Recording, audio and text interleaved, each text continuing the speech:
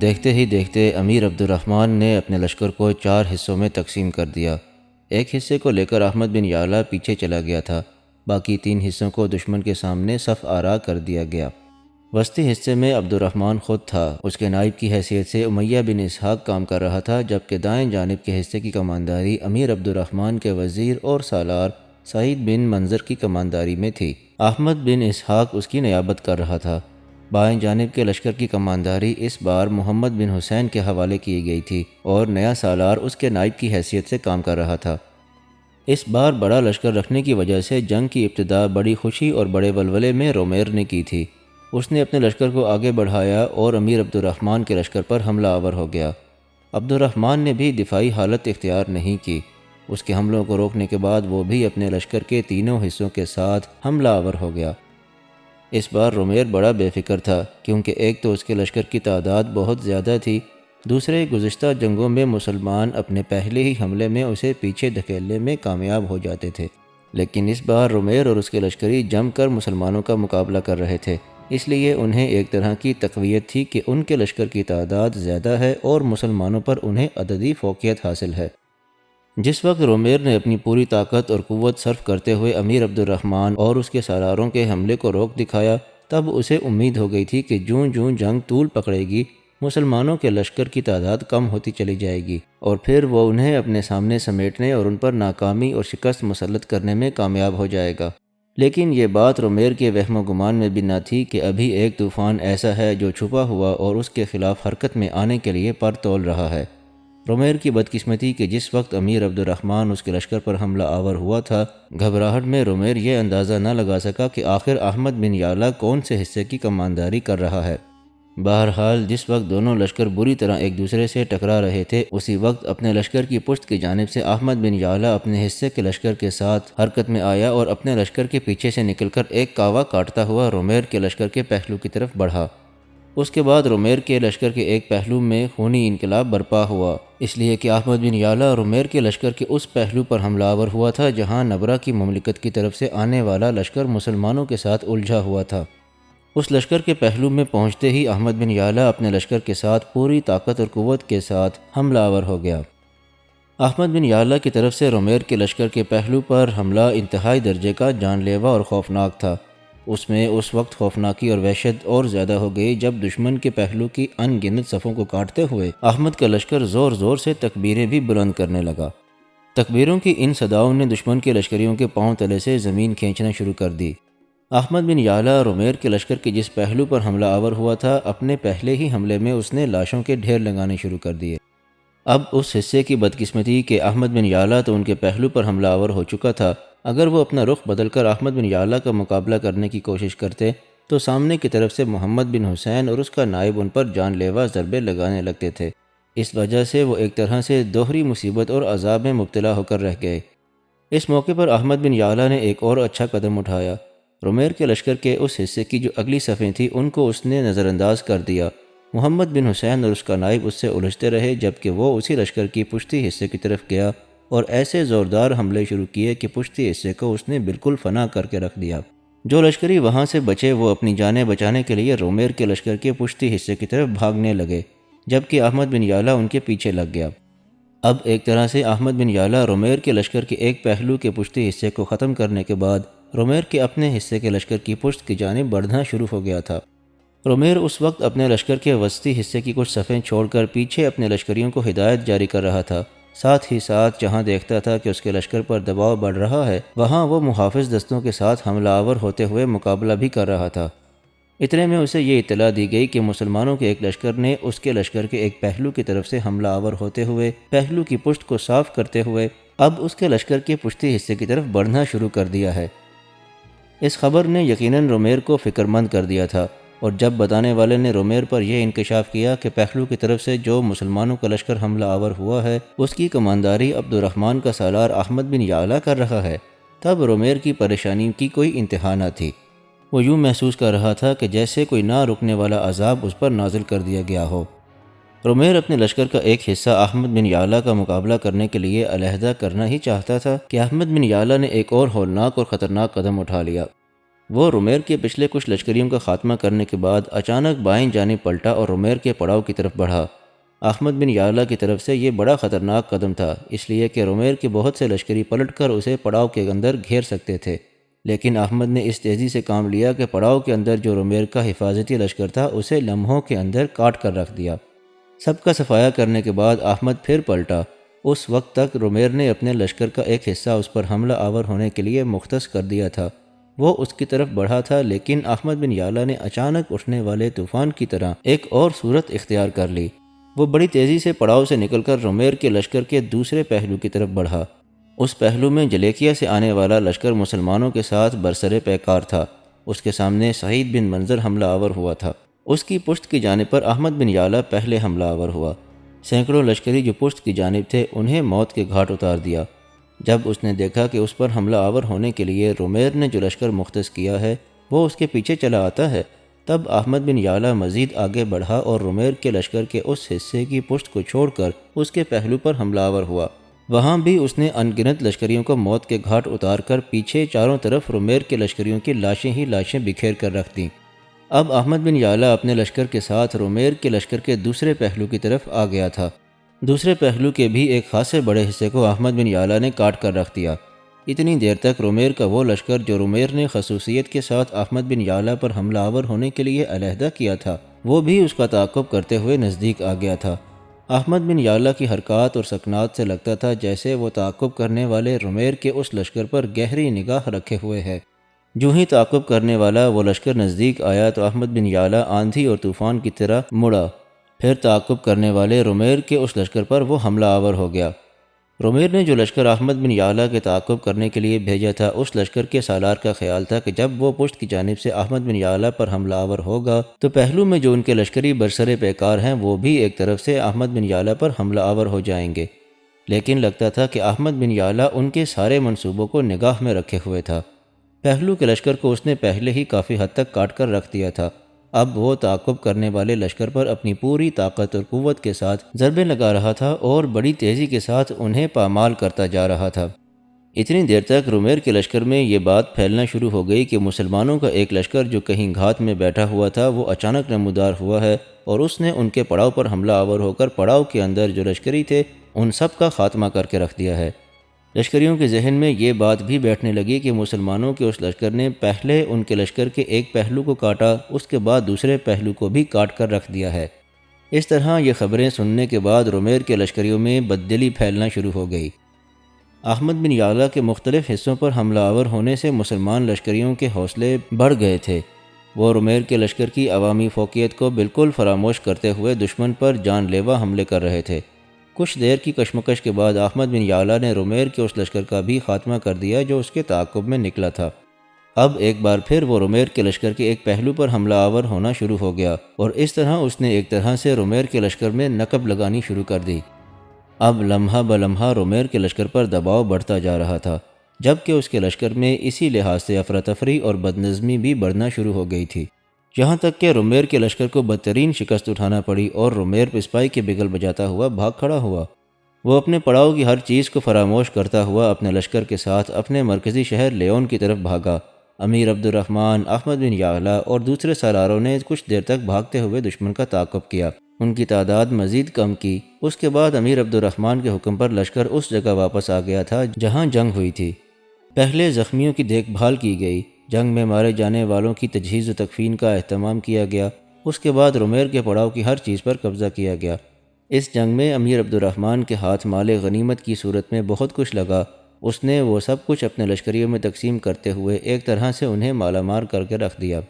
دوسری طرف رومیر اپنے مرکزی شہر کی طرف بھاگتا رہا۔ جب اس نے دیکھا کہ مسلمانوں نے اس کا تعاقب ترک کر دیا ہے تب وہ کچھ دور مزید آگے گیا، پھر ایک جگہ اپنے لشکر کو پڑاؤ کرنے کا حکم دیا۔ سب سے پہلے جو زخمی بڑی مشکل سے اس کا ساتھ دے رہے تھے ان کی دیکھ بھال کرنے کا اس نے حکم دیا۔ جس وقت طبیب زخمیوں کی دیکھ بھال کر رہے تھے اس وقت رومیر، اس کے دونوں بیٹے اوڈینو اور شانجا اور دیگر سالار ایک جگہ جمع ہوئے۔ اس موقع پر رومیر کے چہرے پر دور دور تک اداسی چھائی ہوئی تھی۔ وہ انتہائی غمزدہ سے انداز میں کہنے لگا، میری سمجھ میں یہ بات نہیں آئی کہ آخر ہر بار مسلمانوں کے مقابلے میں ہمیں ہی کیوں شکست اٹھانا پڑتی ہے۔ اس بار مجھے پوری امید تھی کہ میں فتح حاصل کروں گا۔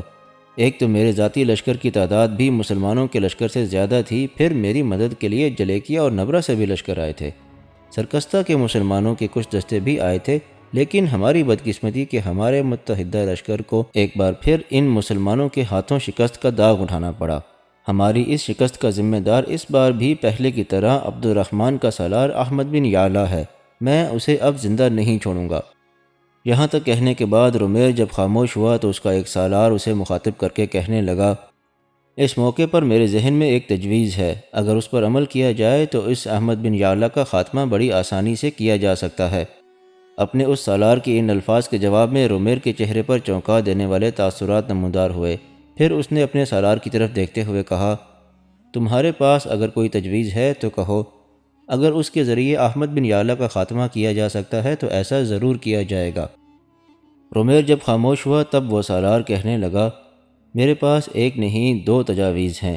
پہلی تجویز یہ ہے کہ اپنی مملکت کے علاوہ نبرہ اور جلیکیا کا بھی جائزہ لیا جائے، تینوں مملکتوں میں سے جو سب سے اچھا تیغ زن ہو اس کا انتخاب کیا جائے، اپنی تیاری کر کے مسلمانوں کے ساتھ ہم پھر جنگ کریں۔ پہلے وہ تیغ زن انفرادی مقابلے کے لیے میدان میں اترے، انفرادی مقابلے کے لیے احمد بن یعلا کا نام لے کر للکارے، لیکن جس تیغ زن کا انتخاب کیا جائے وہ میدان میں اترنے سے پہلے ایک احتیاط برتے، وہ یہ کہ اپنے گھوڑے کی زین کے ساتھ لوہے کا ایک بھاری اور تیز نوک کا نیزہ رکھے۔ چوں ہی احمد بن یعلا اس سے انفرادی مقابلہ کرنے کے لیے اترے تو ہمارا وہ تیغ زن اس سے تیغ زنی کا مقابلہ کرنے کی بجائے فوراً اپنے اس نیزے کو تاک کر احمد بن یعلا کو مارے اور اس کا خاتمہ کر دے۔ لیکن اس تیغ زن کو چاہیے کہ پہلے کچھ ہفتوں تک نیزہ اپنے ہدف پر مارنے کی مشق بھی کرتا رہے۔ یہاں تک کہنے کے بعد وہ سالار رکا، پھر کہنے لگا، اگر مستقبل قریب میں ہماری مسلمانوں کے ساتھ کوئی جنگ نہیں ہوتی اور انفرادی مقابلے کا موقع نہیں ملتا تب ایک اور تجویز پر بھی عمل کیا جا سکتا ہے۔ میرے خیال میں ہمارے لشکر کو شکست دینے کے بعد مسلمانوں کا امیر عبد الرحمن واپس نہیں جائے گا۔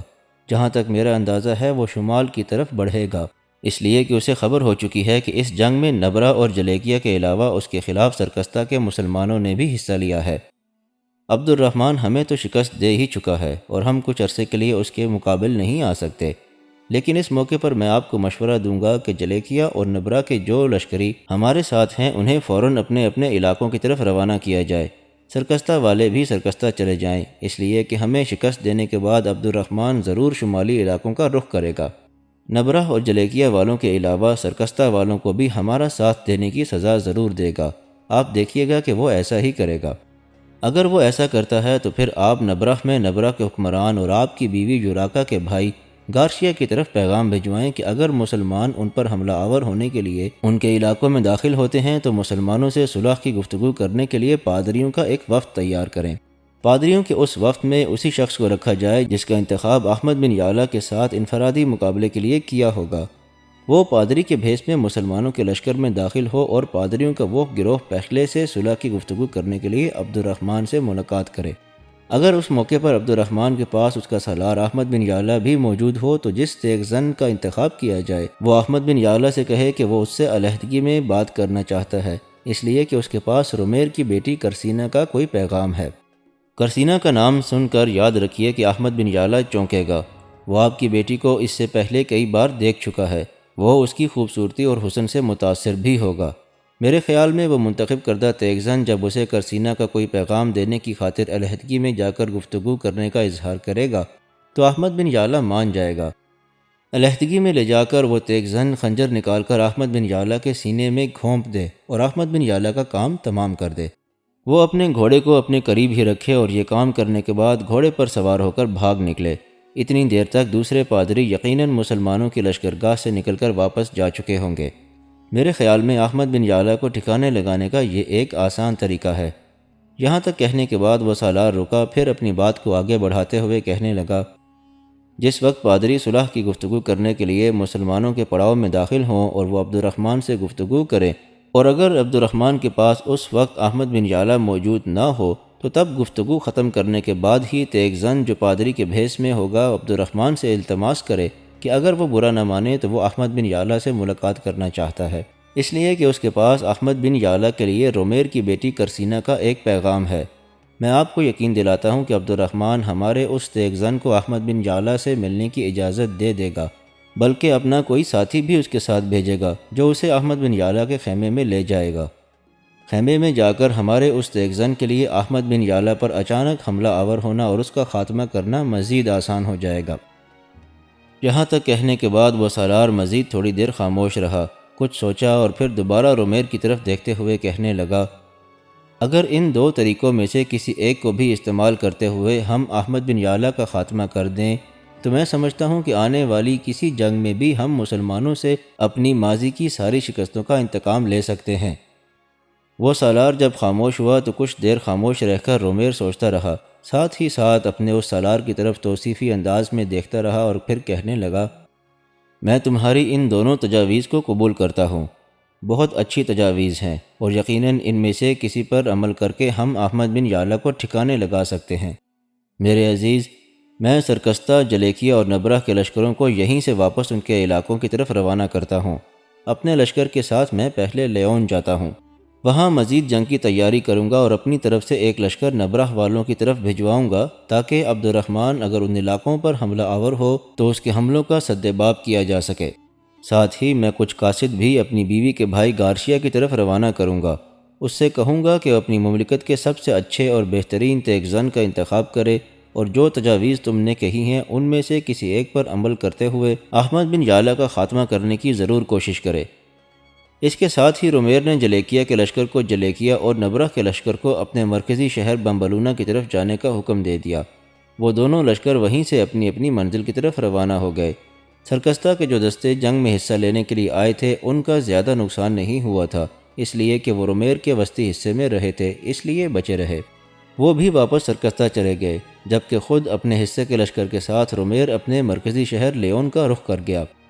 دوسری طرف امیر عبد الرحمن نے پہلے تو اپنے زخمیوں کی دیکھ بھال کی، رومیر کے پڑاؤ سے جو کچھ حاصل ہوا تھا وہ اپنے لشکریوں میں تقسیم کر دیا، پھر اس نے اپنے لشکر کو وہاں خیمے نصب کرنے کا حکم دیا۔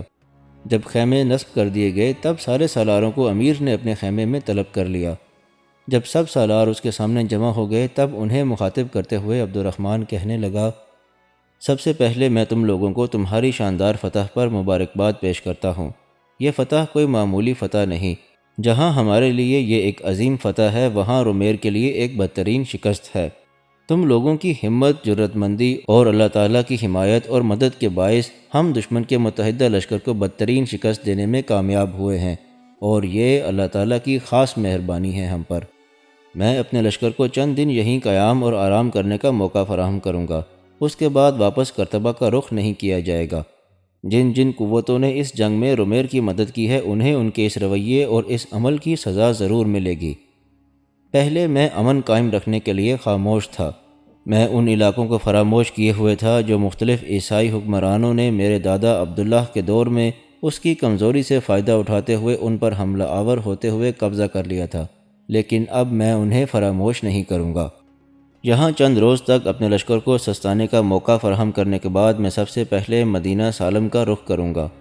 یہ ہمارا کسی دور میں بڑا اہم شہر تھا، جس پر شمال کے نصرانیوں نے ہماری کمزوری سے فائدہ اٹھاتے ہوئے قبضہ کر لیا تھا۔ جن شہروں پر بھی میرے دادا عبداللہ کے دور میں اس کی کمزوری سے فائدہ اٹھا کر قبضہ کیا گیا ان شہروں کو واپس لیا جائے گا۔ میں جانتا ہوں کہ اس دوران جلیکیہ اور نبرہ کے علاوہ رومیر خود بھی ہمارے آڑے آئے گا، اور میں چاہتا ہوں کہ وہ ایسا کرے، اس لیے کہ ان چھوٹی بڑی جنگوں اور ٹکراؤ کے نتیجے میں ان کی طاقت اور قوت صرف ہوتی رہے گی اور وہ تھک ہارنے کی نوبت تک پہنچ جائیں گے۔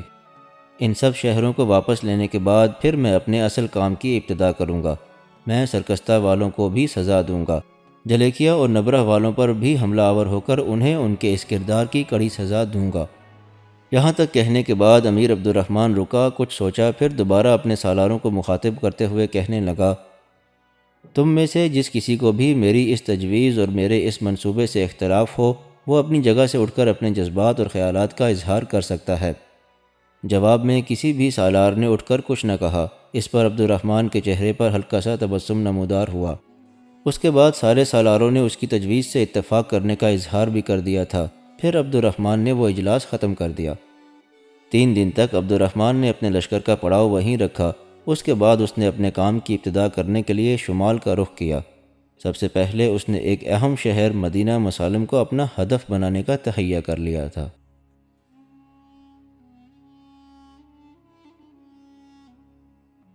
اگر آپ کو یہ ویڈیو پسند آئی ہو تو اس کو لائک اور شیئر ضرور کیجیے گا، اور چینل کو سبسکرائب بھی کر لیجیے گا تاکہ آئندہ آنے والی تمام ویڈیوز آپ کو باقاعدگی سے مل سکیں۔